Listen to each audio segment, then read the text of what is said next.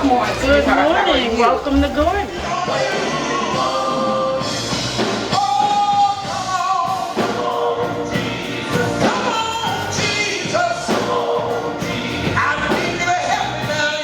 Gordon is a Christ-centered, compassionate, diverse community.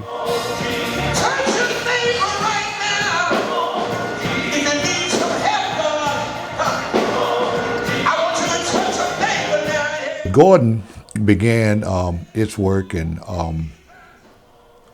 after Bell and John Rouse.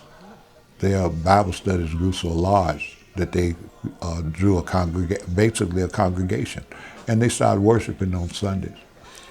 And one of the first worship places before they bought, a group of them, 5 of them, bought a lot across the street here on Herman Street for $125. They worshiped at Meharry Hall. But Dave Gordon became the first pastor of Gordon Memorial. That's where we have our name. Well, my humble beginnings start with John and Betsy Rouse.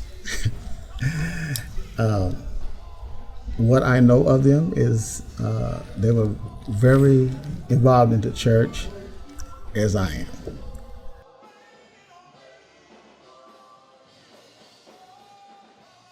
We had sewing classes where we made a quilt. All of us made a quilt, put our initials on it. There were several small items that we participated in. And we enjoyed doing that as young adults, because so often the young adults was overlooked. We had friendship. There was a lot of love around because it wasn't as large as it is now. We had evening service, and you had the morning service. And that's why they were in church all day. Sunday school, in the morning, you had evening services. It certainly was a spiritual and family atmosphere, because a lot of families from this particular neighborhood attended here at Gordon.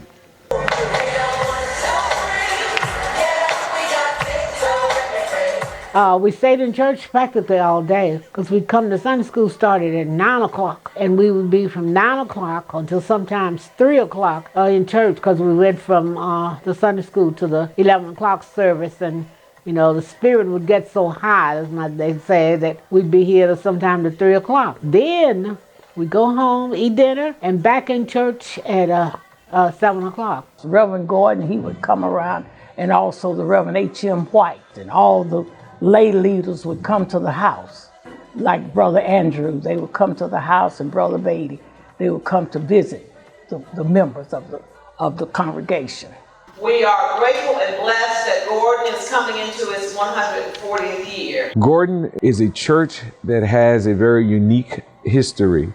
It has been a landmark in the North Nashville community and in the Nashville community in general. It has seeded many ministries that have flourished and grown. It has a huge evangelistic arm that is led through one of its incredible layperson, Mr. Jake Sherrill. What's exciting is Jake leads a Bible study at his barbershop. His barber protege, Todd, leads a Bible study there also. We also have our Hands of Hope ministry. Each Saturday, our Hands of Hope is serving a meal to the homeless population here in Nashville. They come into this church, a warm and friendly and compassionate environment. They're provided not only a healthy meal while they're here, they're provided through devotion and a worship experience. In addition to that, we give them a meal to go so that they will have an evening meal that we package for them. We have our program that comes on Wednesday, which is Best Years Club, and that involves older people, and they come from the high rise over on Ponder Place and different places, and they come to enjoy games and food and fellowship and exercise. And the young man has been teaching them dance steps, and they like that very much. For the month of July, my Missions Health and Welfare Group does Meals on Wheels. That's an organization where we feed so many people in the community in and around the Nashville core area for Bethlehem Center. And it is, it's a wonderful thing. Cooking that food and then giving it to the routers who take it out to the homes. Fortunately, a couple of times I've had to do some routing because some of the regular persons weren't there. So I get to see people so happy that we're meeting them at the door with that food. One of the great milestones of recent history that we've added is the hosting of Freedom Summer here at the school. It is an empowering 6 weeks for young people. It is not a summer camp, but it's a 6-week educational experience that lifts them in their reading in a cultural context, reading about the contributions of African Americans, lifting their reading skills at the same time, imparting great wisdom and knowledge to them so that they could go forth from this place and be tremendous leaders and make an impact in their local schools and eventually make an impact in this community in the world. If it wasn't for Gordon kind of pushing me outside of my comfort zone, I wouldn't be able to, do the things that I've done in the conference. I would have to say being here in Gordon has really taught me to be humble. It's really shown me how to, sometimes you have to just step back and allow others to take the reins. Mm-hmm. But at the same time, speak up when you know that something's not right.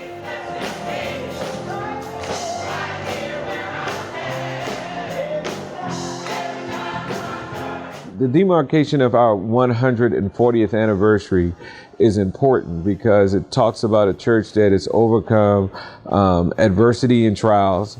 It's celebrating its high points and several of my predecessors and the great work and the great foundation that they've laid in this place. So we're about to enter what I would consider a decade of excellence.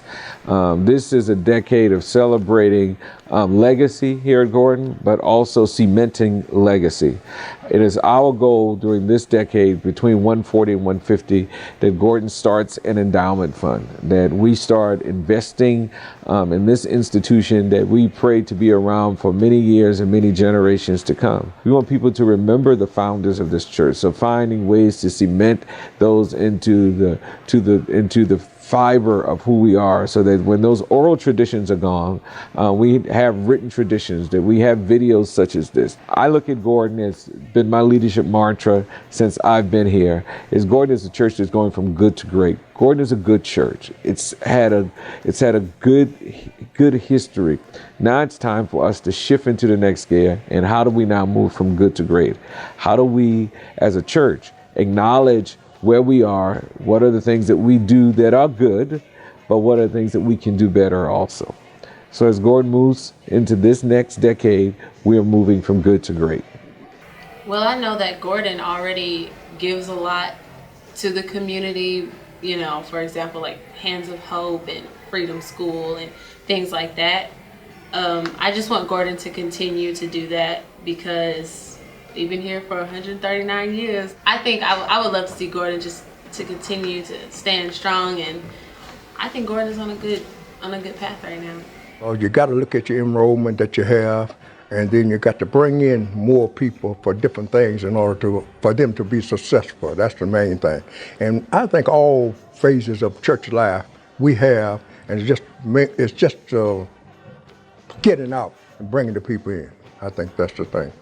One thing I think that will help Gordon grow, that the members here do get involved in, they go into the community and they knock on doors. And, they let people know that Gordon is here and that they are welcome to come. We're like family here, Gordon, and that's the issue. That's the biggest thing that we stress on, is being a close-knit family. And I think that if someone will come and visit, talk to the pastor and meet some of the members, they might enjoy being here at Gordon. The doors of this church stand open. Let there be somebody this morning who's already a member. Let's give the Lord a hand clap of praise. Hallelujah! I don't have much to say. I just want to quickly say thank you y'all so much for being so welcoming and being so kind. I really needed it, and I really needed that in my church. So thank you. Amen. Amen. This is Gordon Memorial United Methodist Church.